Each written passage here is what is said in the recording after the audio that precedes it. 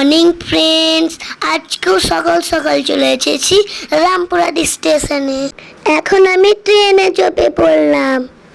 এখন আমি নলহাটি জংশনে নেমে পড়লাম বন্ধুরা।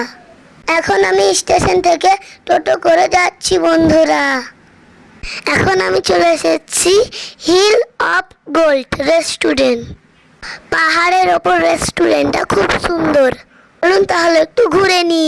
হাঁটতে হাঁটতে চোখে পড়লেই বানরটাতে কি সুন্দর জায়গা। আমি ব্রিজের ওপরটাকে চেপে পড়লাম। अच्छा ठीक है। ওরে বাবা, এখানে তো কুমির আছে। এই যে দেখুন, দুটো বাচ্চা কুদুস্তানি করছে।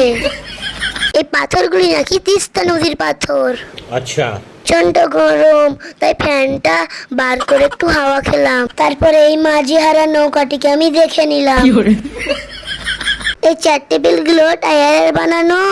বাবা অনেক টাকা বাঁচিয়ে দিয়েছে। এখানে খাঁচার মধ্যে অনেক পাখি আছে। এই ডাঙায় থাকা নৌকাটির ওপর আমি চেপে পড়লাম। আজকে প্রচন্ড গরম, তাই আমি সব ড্রিঙ্কস গুলো নিয়ে নিলাম। এখান থেকে কাছেই আমার নানির বাড়ি, তাই টোটো করে চলে গেলাম।